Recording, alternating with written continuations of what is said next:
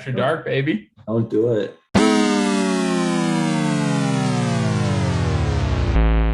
Matt, you pour yourself a nice little drink there. Yeah, just a little topper. What you drinking, Matt? Well, bourbon. I mean, but as far as what kind, it is Heritage Distilling Company. It's part of their dual barrel collection. So it's bourbon finished in vanilla extract barrels. Parker, Collins, what are you boys drinking? I've got Great Lakes Still in Oak bourbon. Bourbon. I've had about 3 of these tonight, so there we go. Boy, getting ready for that rant. Yeah. And that Katy Perry song. Yes. I've got my favorite Scotch, which is Balmore 12 year. Ooh. Oh, you fancy. The Scotch is just bourbon made in Scotland. It's so different. It's made differently. I think it's made with peat. This is peatier than most, but as far as the ingredients, Peter. Yeah, right. Petey Pablo. I don't think there's much different. I mean, there might be an ingredient or two different. It's very similar. Yeah, they're actually. I think Collins, I told you about this. The documentary that's on Hulu. Yes. About bourbon. It's called Neat. It's wonderful. I feel like I've become a bourbon aficionado since watching that. But they have another one for Scotch, which is also pretty good. My brother-in-law watched the bourbon one, and then got like he wasn't a big bourbon guy before that, and then got like real into bourbon after watching that. Yep. It's a good one. Hobby. Parks, have you seen it? No. I would recommend it. It's very informative about kind of everything bourbon. It's on Hulu. Okay. They basically kind of follow Buffalo Trace. That's kind of the big one that they include a lot. Yeah. Also, I looked. So Buffalo Trace actually makes Blanton's. Oh, which I did not know. And also Eagle Rare. Is Blanton's the Cannonball? Yep. Oh, dude, it's the best bourbon I've ever had, hands down. Yep. It's also very expensive. Yeah, I just had a really good one too. My dad got it as a gift, and it was a Buffalo Trace when I looked it up, but it was also very, very good. Yeah, they have, I want to say, like 6 or 7 different brands that are distilled at Buffalo Trace. Oh no, they've got a lot. 2, 4, 6, 8, 10, 12, 14, 16, 18, 20, 22. And I'm pretty sure they do the Kirkland brand too. Yeah, I had E.H. Taylor Jr. collection. That was wonderful. I found there was a 3-pack bundle. It was Buffalo Trace, Blanton's, and Eagle Rare for, I want to say it was just under $400. Like, huh. Jesus. I mean, I would definitely like to get it, but I would probably drink it too quick because it's so good. And then that's the thing about like it being a hobby is, yeah, like you put some money into it, but I don't know, for me, like it's gone in a month. To see like the couple of like more expensive bottles that I've gotten, I don't drink them. Like I keep my like daily drinkers separate from the stuff like from that. The top shelf. Yeah, and then I drink the top shelf stuff when like people come around and I share it with people. Mm-hmm. So it doesn't go very quick. And you see people with like kind of like rooms full of bottles. So they buy it and they pour themselves a glass, but then they don't go back to it very often, which I think you have to do, because otherwise it's definitely less fun if you're just cracking open a $200 bottle and then drinking it in London. Yeah. But the Pappy stuff is also a Buffalo Trace brand. So yeah. Man, that's like remember I got that bottle of Blanton's from my father-in-law, Yep. Jeff. So long story short, he's a certain boxer's tax attorney, and is paid pretty well. But only He does drinks okay for himself. Yeah, only drinks Jack Daniels. So his clients always around Christmas buy him a bunch of bottles and stuff like that. And because I'm his only drinking son-in-law, around Christmas time, he's like, "Hey, will you drink this? Hey," sees my wife. He goes, "Hey, take this home for Andy." Like, okay, cool. And I mean, that bottle lasted me quite a long time. I think it was just basically a couple times when you and me would play FIFA, we'd sip out of it. Yeah.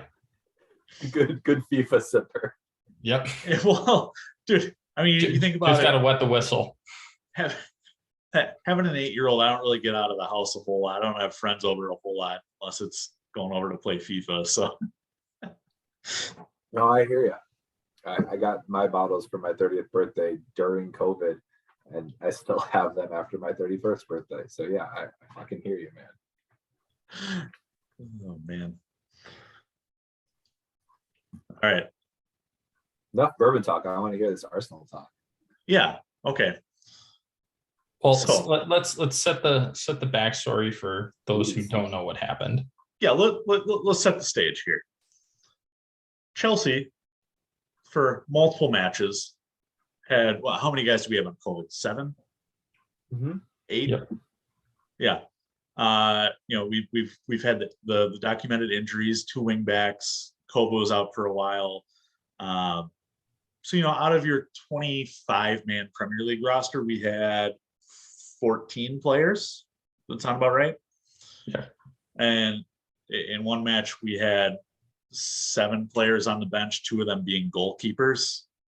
After we had appealed to the Premier League to have it postponed because we couldn't field enough players. We didn't bring any U23 players with us because we were under the impression it was going to be postponed. But no, we've had to play on. We haven't missed a single match yet due to COVID postponement. Thomas Tuchel has come out and said, we try to make every match happen. Fair. Absolutely fair. But then you see bullshit like Liverpool with, we have 11 cases.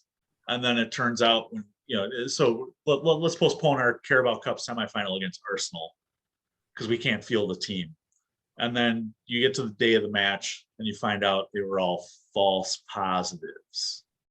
The odds of that, by the way, is 0.0. I think there were 7 zeros and then a 1. Astronomically low. Yeah. Just fucking ridiculous. And of course, the FA won't investigate Liverpool over that. You've had Leeds have to play matches with minimal teams with a U23 bench. But you've had, in this case, Arsenal, who has 1 player in AFCON, 1 positive COVID test, multiple players out on card suspensions, and multiple injuries. So they appeal to the league and say, under your COVID protocols, we can't play this match. We can't field a team. Let's postpone the match against Spurs, North London derby. How in the fuck does the Premier League come out and say, absolutely, let's postpone this match? You have 1 positive COVID player. It's not anyone else's fault that Mikel Arteta is fine with red cards.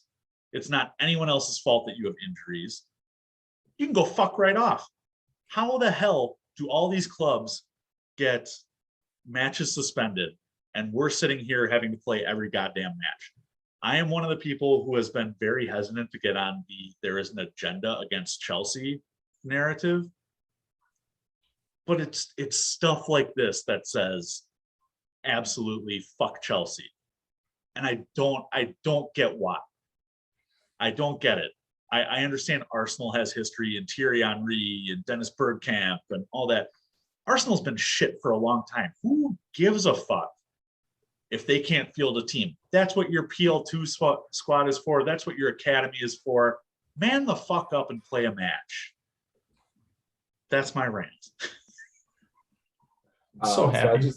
I just looked up ESPN article just because I wanted to see what the league directly had to say. And this is what really pisses me off about this. This is a direct quote from the league. The decision is a result of combination of COVID-19, existing and recent injuries, and players on international duty at the African Cup of Nations. What? So now because COVID is a thing, we're allowed to postpone matches because you submit a claim to, and then they go on to say all clubs are. This is a quote, direct quote. All clubs are able to apply for a postponement if COVID-19 infections are a factor in their request. The league apologizes for the inconvenience and disruption caused to supporters who would have attended or watched the games. We are fully aware that postponements disappoint clubs and fans. The league aims to provide as much clarity as possible, but unfortunately, postponements sometimes are made on short notice, and safety is our priority. Like, then do it consistently. Like, that has been what we've always asked for is do it consistently. And I don't know how this situation can be looked at and said this one warrants it. In Chelsea's situation where they had 7 players out on COVID doesn't. Like, you can't like look me in the face and say that makes sense. You can't do it. I did appreciate Tottenham's response to it. Yeah, Tottenham was pissed, right? I don't know if you guys got a chance to see it, but it was. I don't say this often, but kudos to them. So I have it up. It says, the North London derby has been postponed. This follows an application from Arsenal to the Premier League on the basis of a combination of COVID, existing and recent injuries, and players on international duty at AFCON. We are extremely surprised that this application has been approved. We ourselves were disqualified from the European Conference League after a significant number of COVID cases meant we needed to reschedule a fixture, and our application to move our Leicester fixture was not approved, only for it to be subsequently postponed when Leicester applied. The original intention of the guidance was to deal with player availability directly affected by COVID cases, resulting in depleted squads that, when taken together with injuries, would result in the club not being able to field a team. We do not believe it was the intent to deal with player availability related to COVID. We may now be seeing the unintended consequences of this rule. It is important to have clarity and consistency on the application of this rule. Yet again, fans have seen their plans disrupted at unacceptably short notice. Like, what the fuck are they doing? It's horseshit. 1 positive COVID test. That's what Arsenal has. 1. And the FA is like, yeah, absolutely. This is COVID related. It's the fact that Arsenal fucking sucks. Yeah, and the thing that pisses me off, I heard him talking about this a little bit, and I think like their U23 team already played or something like that. Or they played the day before. Yeah, right. So they're like, oh well, they can't call upon those players because they already played.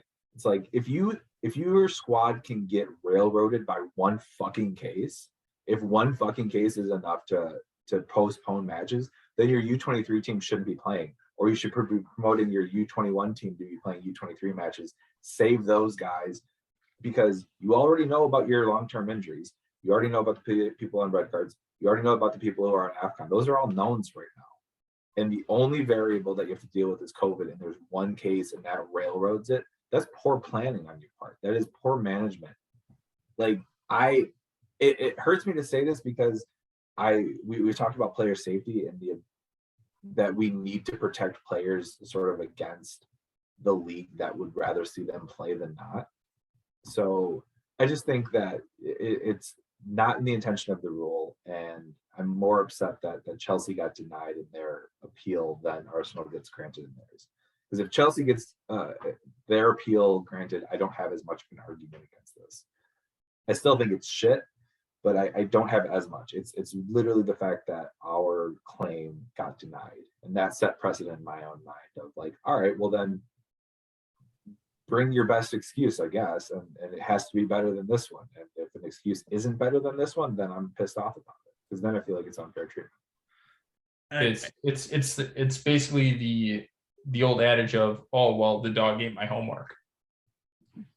It's really what it is. Like, hey, we didn't plan correctly, so we're just gonna say this and hope it works. And lo and behold, it works. Where you would have somebody else who had a legitimate reason why they couldn't get the assignment done. And nope, doesn't matter. You still fail, whatever the case is. To me, the Premier League did this to themselves. They did this to themselves. I think I talked about how Man United only played 3 matches in December, and they were off for like 2 weeks. Spurs was about the same, by the way. Yeah. They're 3 weeks off. But it's just, to me, it's weird how I don't want to say they pick and choose, but that's kind of what we have to start thinking about. Do they just pick and choose? Like, if you're thinking about it from a Premier League perspective, you're really going to shut down the North London derby because Arsenal can't field the appropriate team to make it a legitimate, good, compelling North London derby. That's the only thing I can come up with from the Premier League side. That's the only reason why they're doing it, because otherwise that matchup would probably be a blowout. It's business. The thing that pisses me off is now the precedent has been set. As long as this rule stays in place, either you go out, you buy 10 African players who are going to be gone on AFCON and say, oh, we can't play any of our matches in January. There's nothing we can do. I don't know. Or you pull a fucking Jurgen Klopp and say, oh yeah, sorry, half of our team tested positive for COVID. And then you come out after the fact and say, oh, just kidding. They were all false positives. I don't know what happened. It's ridiculous. And honestly, this is the one thing that I think the NFL does correctly. And it's, you need to be at a certain amount of vaccinations. And, beyond that, if you have guys breaking protocol, if you're not following up on what your guys are doing outside of football, then you forfeit your damn game. If you can't field a team because your guys are acting like shitheads, then you forfeit. There needs to be some kind of onus put on the clubs to get their shit together, Chelsea included. And make them forfeit and make it like hurt. Make it like a 6-0 forfeit. Or whatever that ruling would be. It's like, make it sting, because that's the only way you get at people to force change is make it hurt their bottom line or their, if I think in the NFL, if they put out where if like a game was forfeited, like you're paying for the other team's inconvenience too, and you're paying like repercussions of like money that they would have received from the match and things like that. Like, you hit them where it hurts, and people change real quick, or people implement rules real quick. And so the one thing about the Liverpool situation is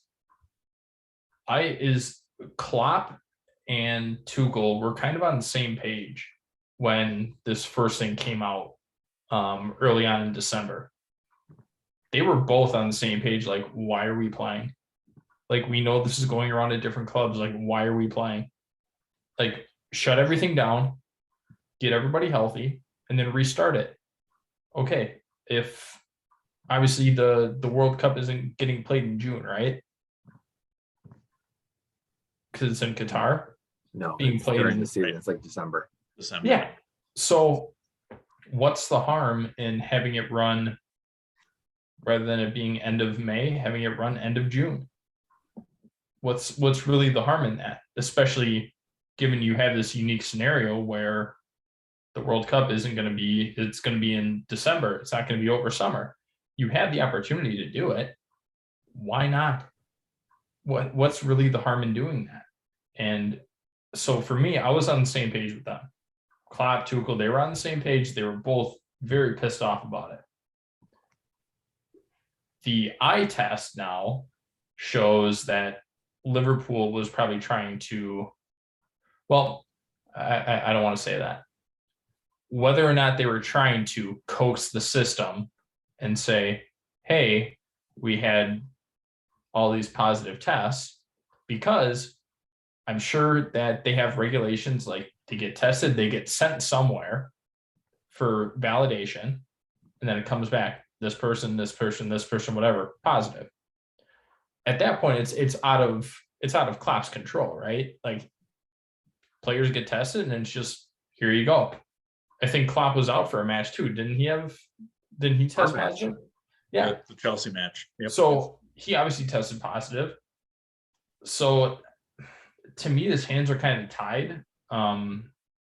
And he just can only speak to what he knows. Like, yeah, half our team came back with positive tests, and then they got tested again and they were negative. So that first batch, there's got to be somebody regulating that, which I assume that there is, but who knows. One other thing to throw out there, I do know, at least in Milwaukee right now, there are certain places that are getting shut down for COVID testing because some people, like, obviously registered to get tested, and they got their results before they even got tested. So so I'm not saying it's out of the realm of possibility, but I mean, who knows, with everybody trying to get rapid responses on things and, trying to move quicker than, the 3 to 5 days that it originally was. Things happen. I'm not saying it's right, but it's also not out of the realm of possibility. So I know this conversation has now shifted from Arsenal to Liverpool, and I'm all on board with it because I have a lot to fucking say about Liverpool too. Matt, I don't think it's being regulated. I don't think there's a central anything, because unlike in America where it's franchises and everyone is based, Major League Baseball, all the teams are technically a division of Major League Baseball. NFL, all the teams are franchises of the National Football League. These are independent clubs, and we saw last year with the Super League nonsense that the clubs have more power than the FA does.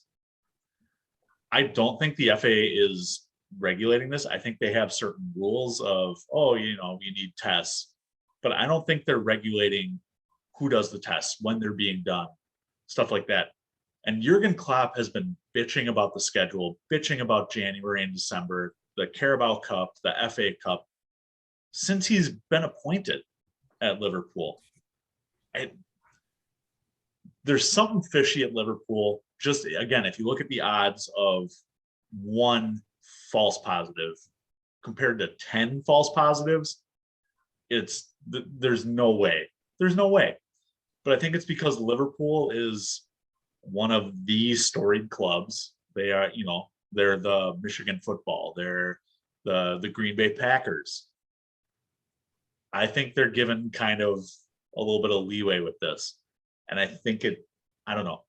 Klopp has done it too much over the last 5 to 6 years for this to just be merely a coincidence that it happens when the schedule congestion kicks in. I think our team has had the most schedule congestion out of anybody, and the fact that we haven't gotten a game postponed, that tells me pretty much everything I need to know. Like, we had the cases just like everyone else did, and didn't get the postponements, didn't get the special treatment, or get the treatment. Really, I mean, it's the treatment that everyone else is getting, which that's unfortunate. I do want to shout out Lee Dixon one last time, because his comment on the Super League, the cheeky little joke that he worked into the broadcast, I don't know if you guys caught it or not. He goes, yeah, it's almost like if the top leagues just all kind of formed their own league and played against each other. That would be wonderful, wouldn't it be? Because Arlo said something about, like, when the top teams get the best out of each other and play compelling football and things like that. And Lee's comment, just to tongue-in-cheek throw the Super League back at him, just was hilarious. So I figured I'd bring that up just because we're on the Lee Dixon train today. So that made me smile.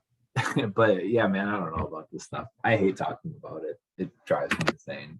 And it just, if we got one, like I said, if we got one game postponed because of it, like when we had our turn and we got our game, postponed, which doesn't really help us. it puts us into, it just kind of delays the inevitable, which is we have schedule congestion in January, February, March, April, and May. Like, doesn't really help, but at least the ruling kind of goes in our favor. That would have been nice. The biggest thing is that it's sporadic. Like, over the last 3 weeks, you always wonder, all right, what match is going to be postponed this week? And you don't know it. Like, these teams are traveling. They're playing in other stadiums against other teams.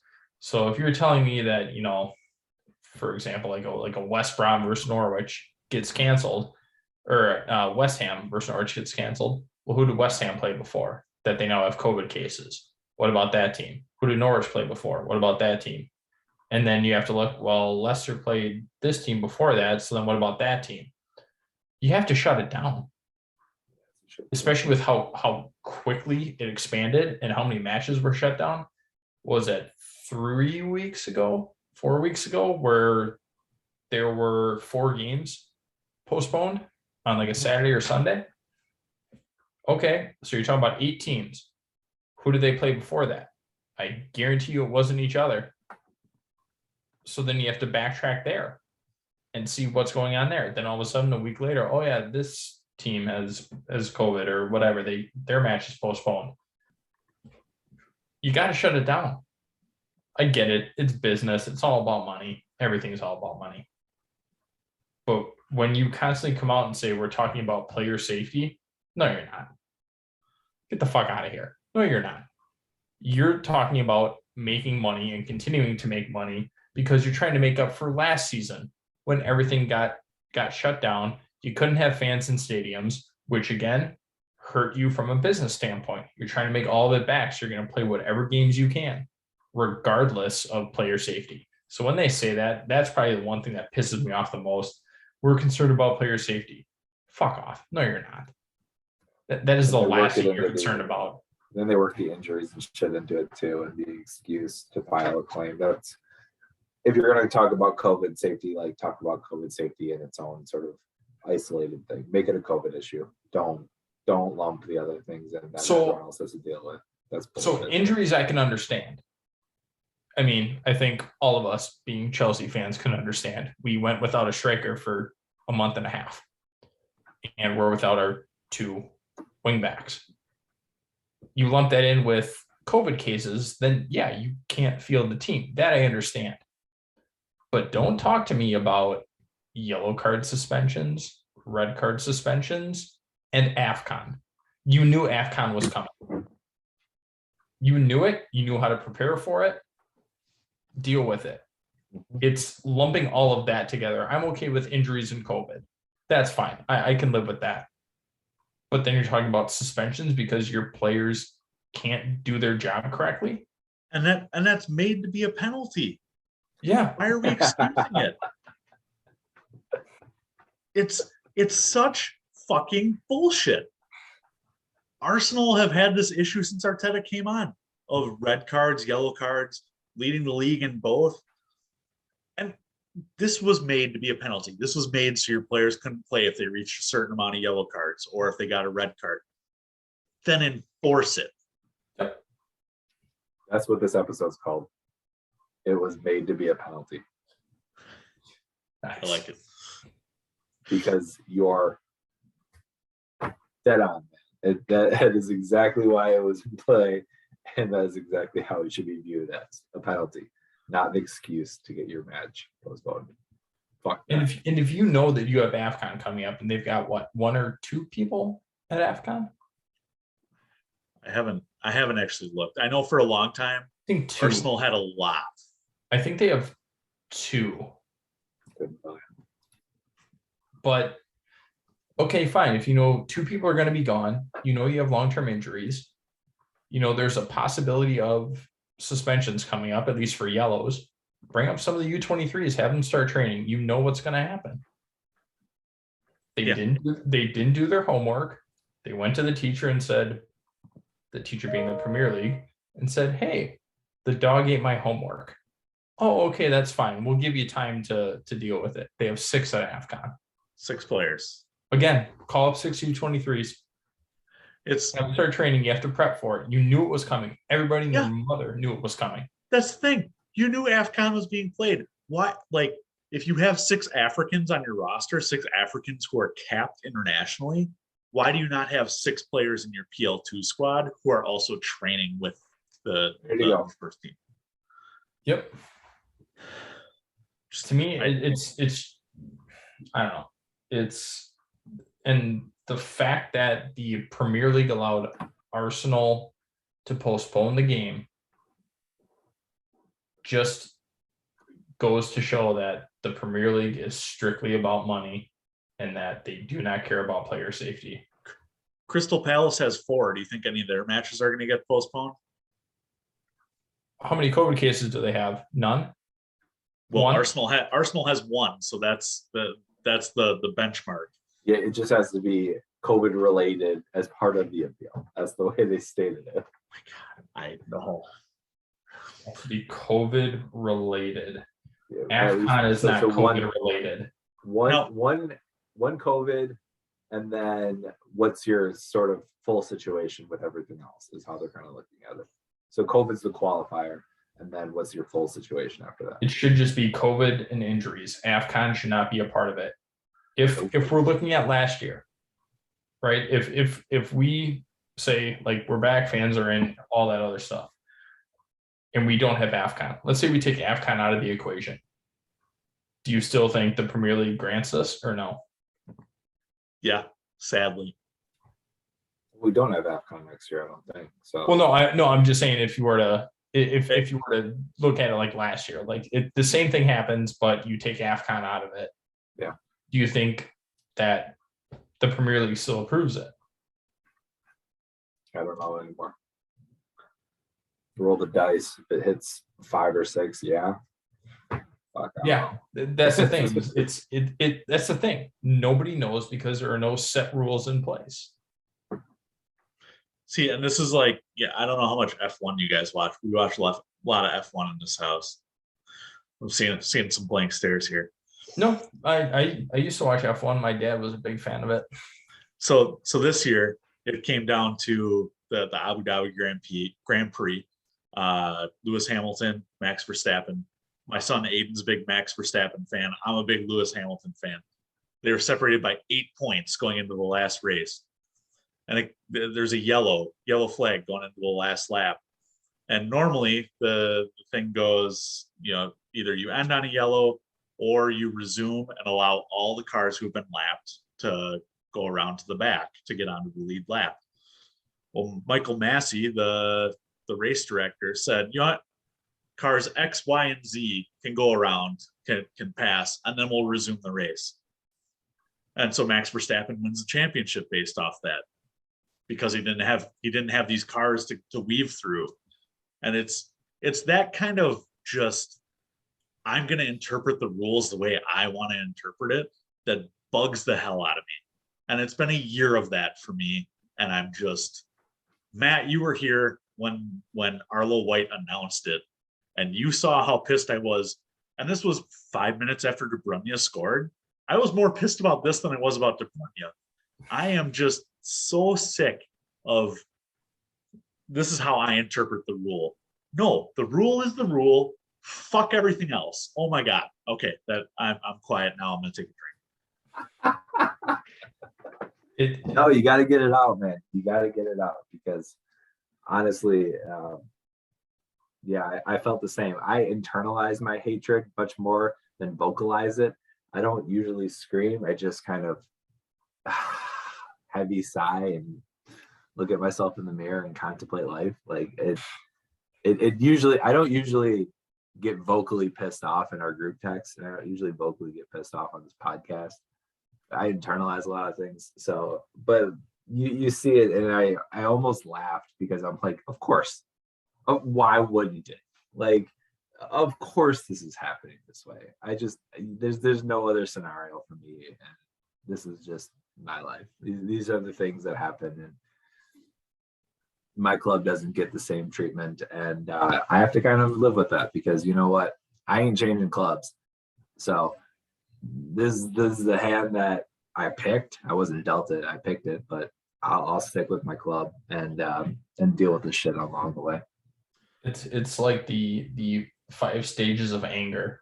Like originally you're like, oh, okay, whatever, it happens. Then you're like, why does this happen to us? Then you start vocalizing. You start getting more aggressive. And then finally you hit the point where all you can do is laugh. Acceptance. Because you're so used to it. And I think that's where we're at right now.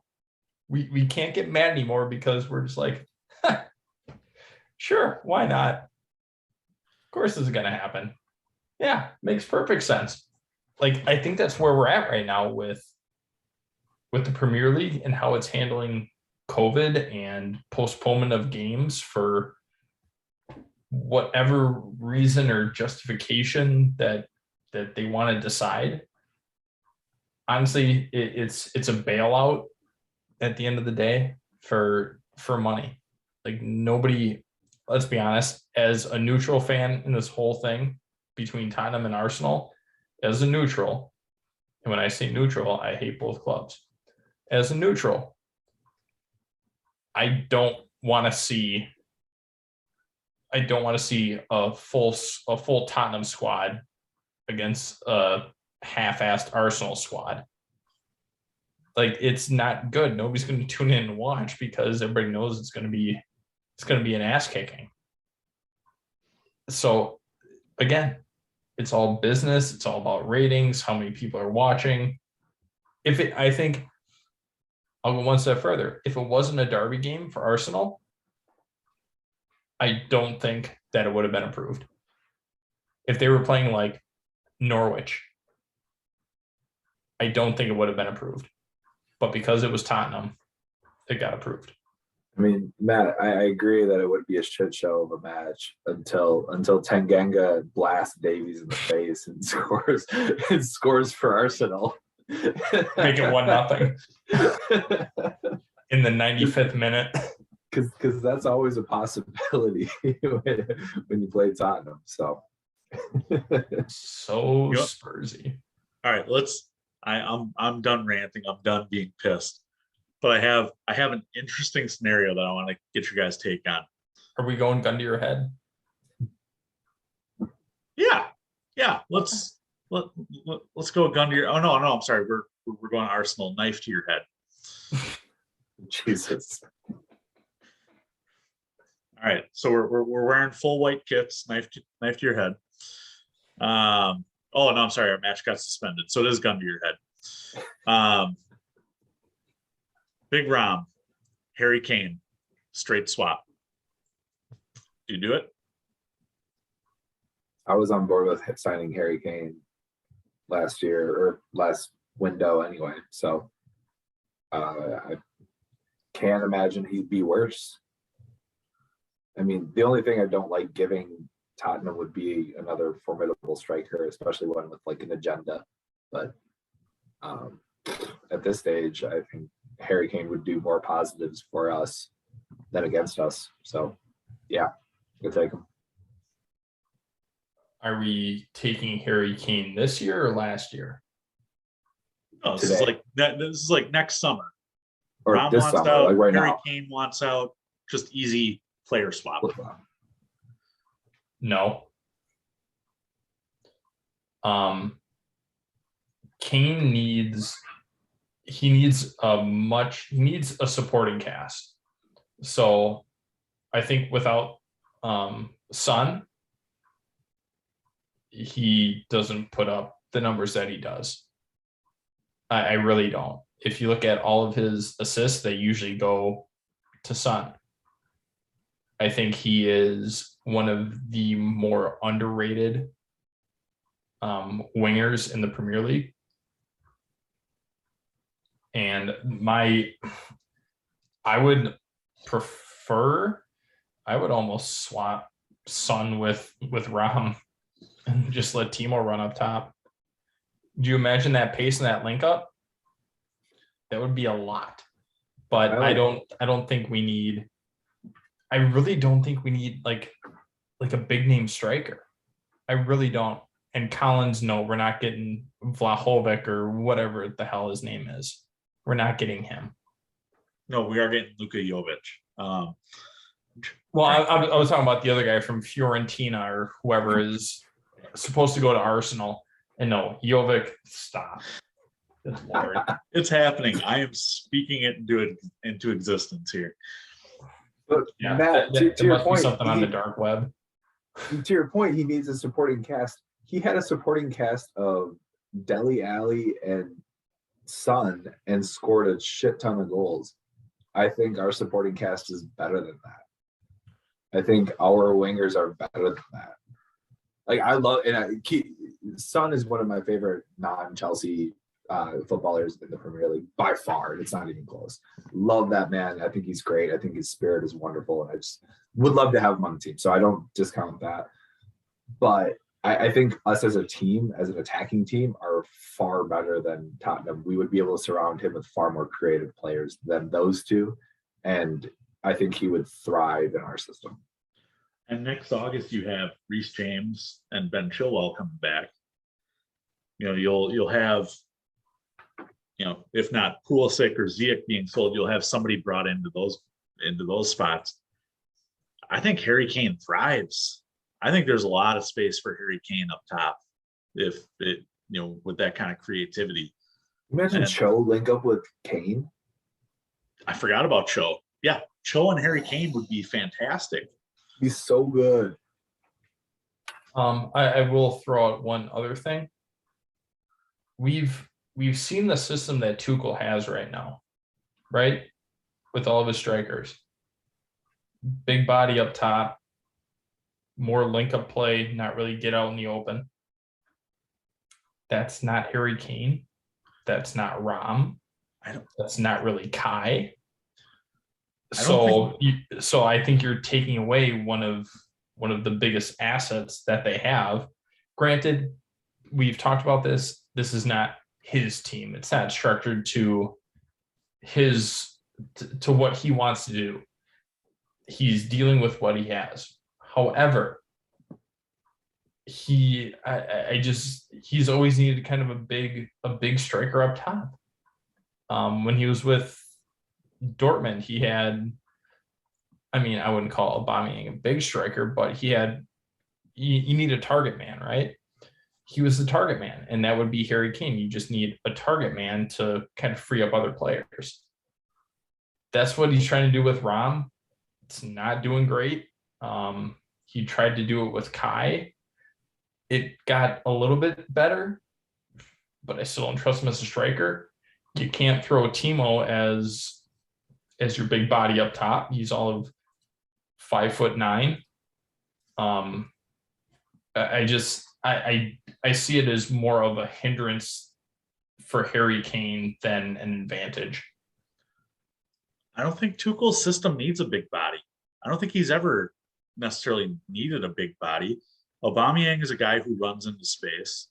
At PSG, you had Mbappe, Neymar, Zlatan for 1 year. Zlatan, even with his size, is a guy who gets into space. I think his system thrives off a guy who can find the splits in between defenders, and that's something that Harry Kane is great at. I don't know. I think that's a problem with Ram. Is Ram as a guy who is built for build-up play, is built for link-up play, is built for bodying defenders, and I don't think Tuchel's system fits it. And I think that's where the issue comes. I think the issue comes in where, and I'm not going to put this on Tom or on Tommy T or Ram, but Ram also has pace. And I don't think that Tuchel has been utilizing that. He just sees a big Belgium striker, somebody that can go toe-to-toe with any center back in the world and just do what they do.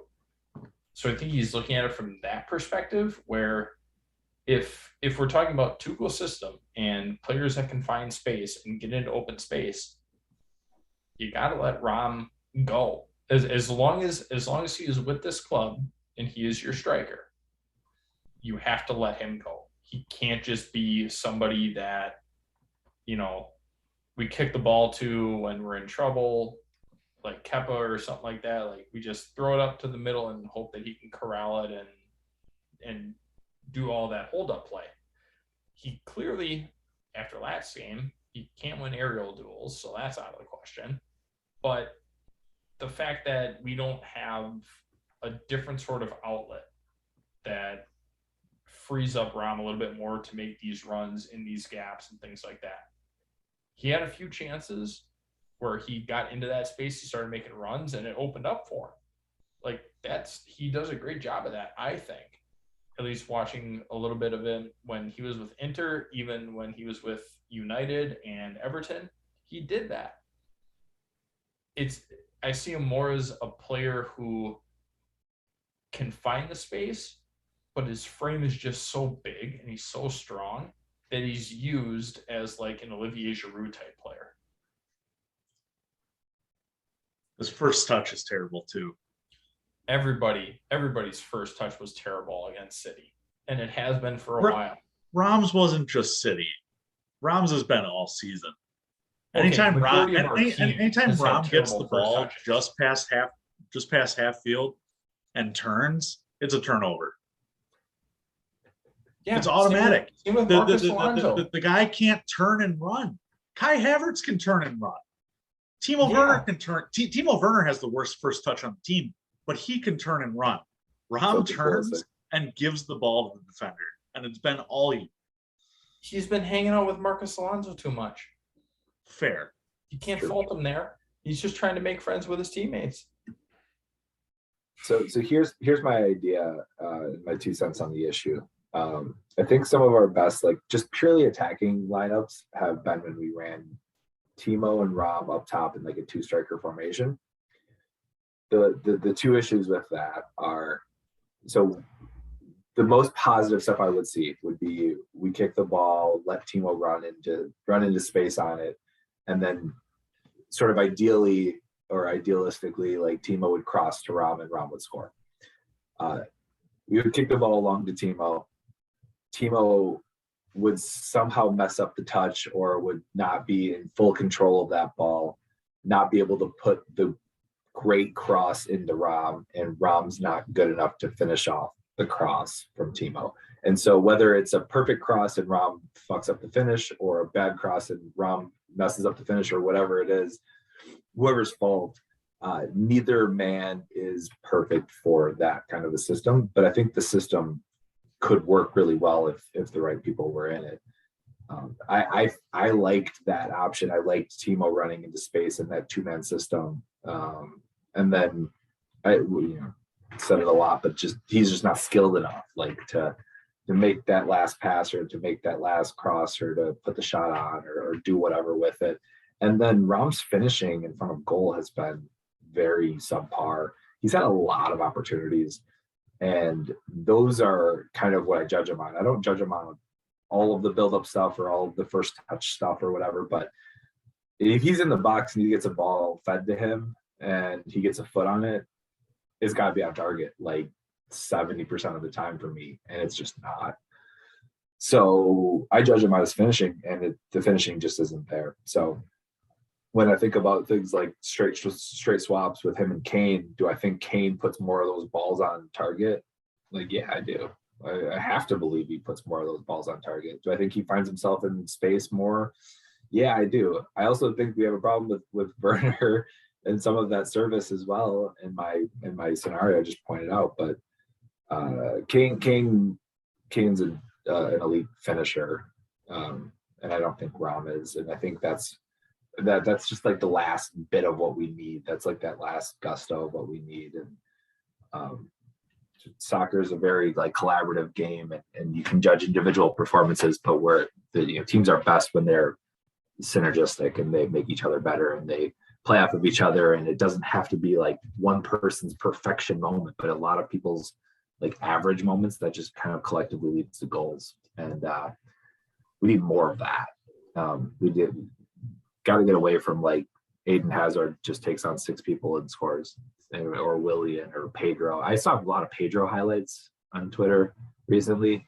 My God, I miss that guy. He made stuff happen.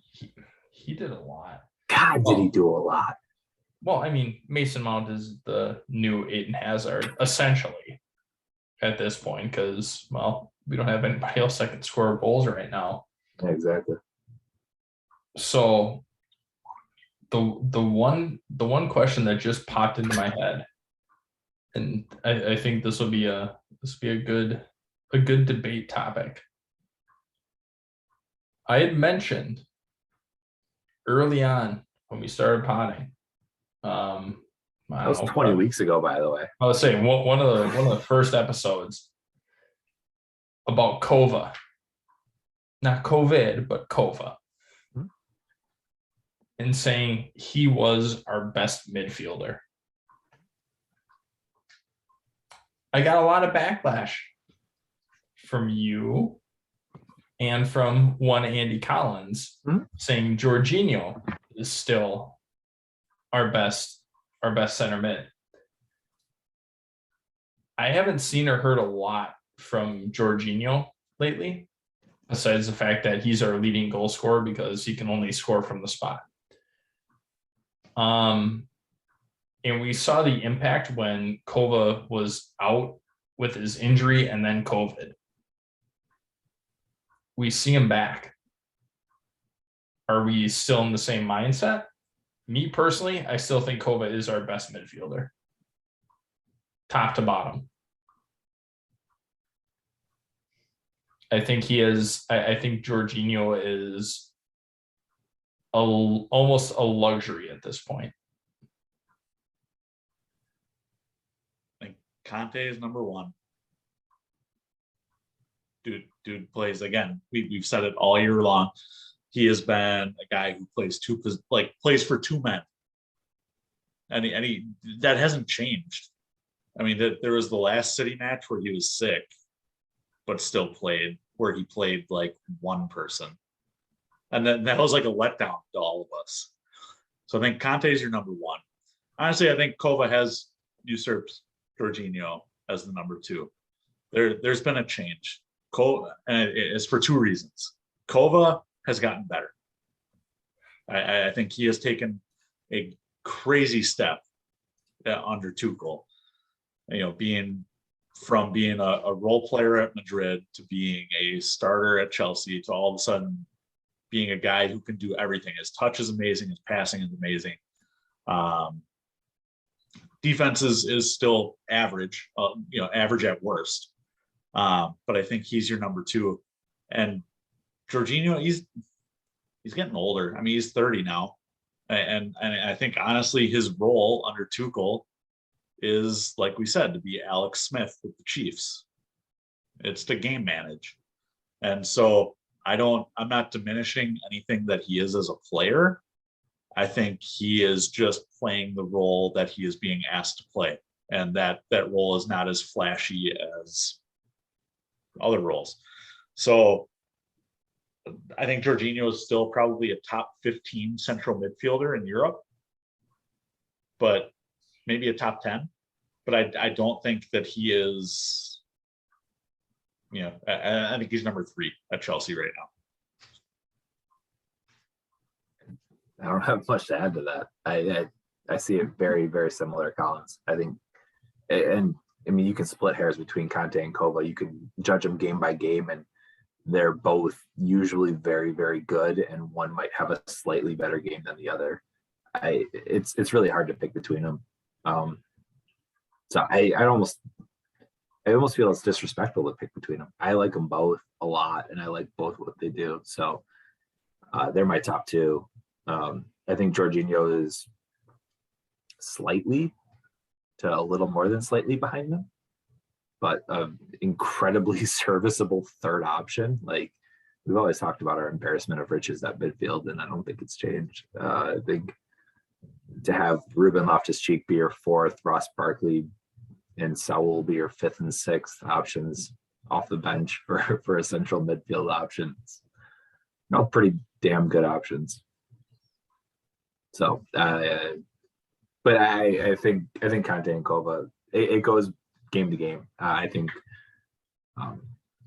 there are a lot of times I see Kova and I'm like, holy shit, he's the man. I see Conte, I say the same thing. So both are integral to the system and to the team. So they're incredibly close. George, the thing I like about George is I think he's evolved his game a little bit, where he plays some deeper balls that he used to not, and he still is like a game manager, but he also kind of plays that Juan Mata role a little bit, where he can sort of distribute from the back at times, which I like. But for me, it's not enough to overtake what Conte and Kova do. Well, yeah. I think we saw that against was it Tottenham, the last match that Jorginho played? But Jorginho started against Tottenham. Yeah, he was a lot more distributy than he has been as of late. And so I think you still have that. I think he's just being asked to do something different. Well, and that's a different system too. That's that 4-2-2-2, a little bit different of a lineup as well. So maybe he plays a little bit better than that or not. I'm not sure, but and from my standpoint, Jorginho is number 3.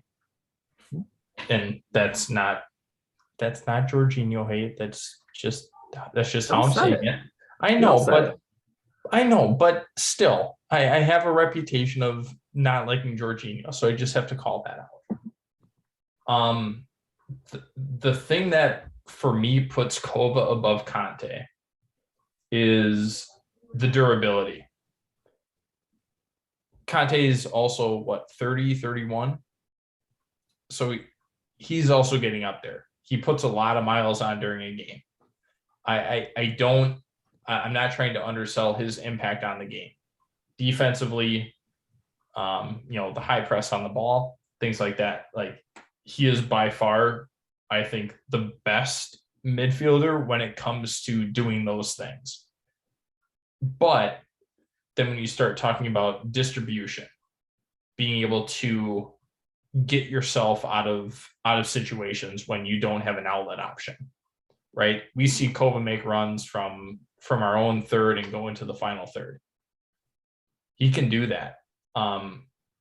I don't like Conte in the link-up play a lot. I would much rather have Kova. I think his touch, his passing, his vision is a lot better than Conte. But again, Conte is Conte. He's just gonna run like his life depends on it, right? And just do what he has to do and get that ball back. Sure. So, but just the durability and the fact that Kova can create his own and create for others, I think that puts him above Conte from an overall perspective, right? If we're just looking at overall, you throw in everything, right? Durability, passing, shooting, offense, defense, like all that stuff. I think Kova has gotten a lot better from a defensive standpoint. Obviously he had the yellow against City, which fine, but when was the last time you saw him really miss a tackle like that? Normally he is pretty spot on when making those types of tackles. So to me, I think Kova is our number 1. And as another caveat to that, when Conte actually was out, Kova and Jorginho, they worked well together, and Kova was playing that Conte role. So he can do that as well. So I think that adds another facet to him that, that might put him a little bit higher up.